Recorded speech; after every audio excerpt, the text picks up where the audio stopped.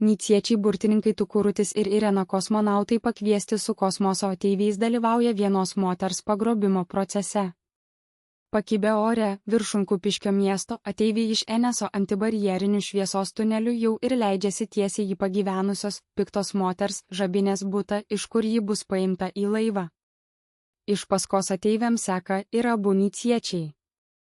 Jiedu iš pradžių nedrąsiai ėjo, bijodami, kad neprasmegtų žemyn, bet paskui įsitikino, kad tas tunelis materialus ir patvarus. 2018 m. vasario 8 diena. Pokalbis antibarjerinėme šviesos tunelyje, sklindančiame iš ateivių Eneso vidaus. Ateivis Sasau, ramių metalinių, bet gilių balsų, matrica paruošta. Antibarjerinis šviesos spindulys stabilizavosi ties trečiuoju namo aukštu. Kupiškis miega, jokių pašalinių dažnių. Judame žemyn. Kitas ateivis, tikrindamas šviečiantį rankos prietaisą, Žabinės biolaukas fiksuojamas. Ji pyksta net miegodama. Jos pykčio bangos virpina mūsų skenerius. Reikia skubėti, kol jos nepasitenkinimas nesukėlė energijos perkrovos.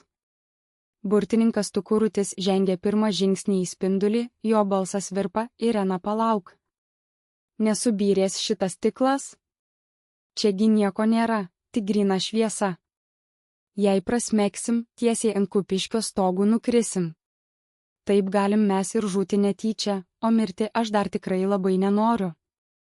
Burtininkai burtininkais, bet skraidyti dar neišmokom. Irena įsikibusi Tukuručiui į ranką, atsargiai trepsi koją, Tukuruti palauk, nedėjuok.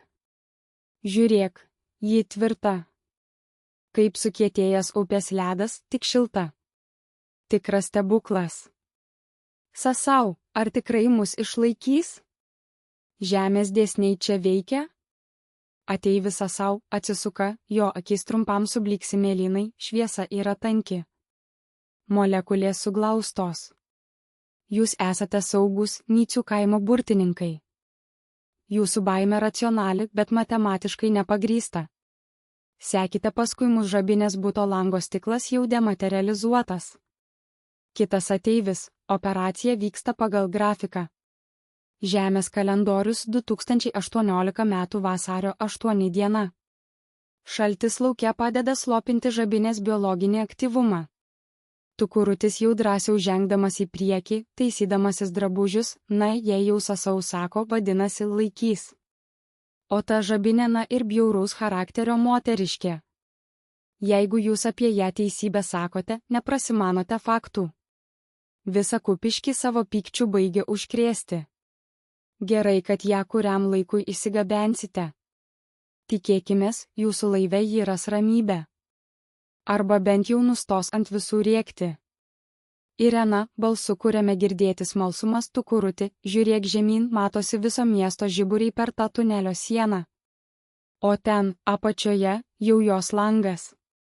Šviečia žalsva jūsų šviesa. Einam, burtininkai neturi atsilikti nuo kosmoso technologijų. Sasau, pasiruoškite. Įžengiame į moters Žabinės gyvenamąją erdvę. Subjekto paėmimas prasideda dabar.